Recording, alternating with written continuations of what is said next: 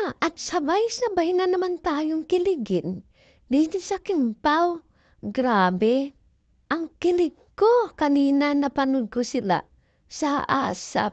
Grabe ang sweet nila at ang kulit pa ni Maymay ha. Tinulak talaga niya si Kim para mapasandal kay Paolo. At ito naman Paolo, talagang todo alalay kay Kim. Naku, talaga naman. Grabe ang kilig ko sa inyo, Kim pa. Bakit ba ganyan kayo? Ano, di ba? Tapos, ang mga tingin ni Paolo kay Kim, yung tingin na nila na mararamdaman mo talaga na punong-puno ng pagmamahal at punong-puno ng pag-asa na sila talagang dalawa ang forever.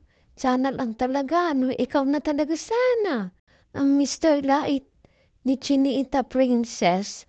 Sana talaga. Kasi sa tsura pa lang bagay na bagay kayo talagang dalawa. Maganda at saka gwapo. At saka in fairness pares na kayong mayaman. Ano pa bang niintay no? Magpakasal na kayo. Dali na para namang matuwa kami mga fans nyo. Kasi grabe yung kilig nyo. At sa nalalapit ng pelikula, ay nako, madami na naman kayong pakikiligin.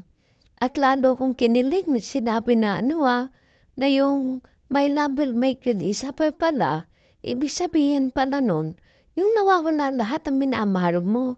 Tapos sabi ni Kim, parehas pala tayo. Hmm? Tapos sabi naman ni Paolo, ganun din daw siya. Parang hindi naman ngayon, di ba? Baliin nyo yung ganon. Ngayon, patunayan nyo na hindi na mawawala. Patunayan nyo ngayon na talagang totoo na may pag-ibig. At kayo yung dalawa, kasi nakikita ko talaga na punong-puno kayo ng pagmamahal eh. Punong-puno ng pagmamahal sa isa't isa. Punong-puno ng pag-ibig. Yung tingin ni Kim kay Paolo at tingin ni Paolo kay Kim, mararamdaman mo talaga dun eh, na meron na talagang namumuong pag-ibig. Hindi na nila kayang itago. Hindi naman tayo mga bata eh. May mga isip na tayo at nakikita natin yung totoo.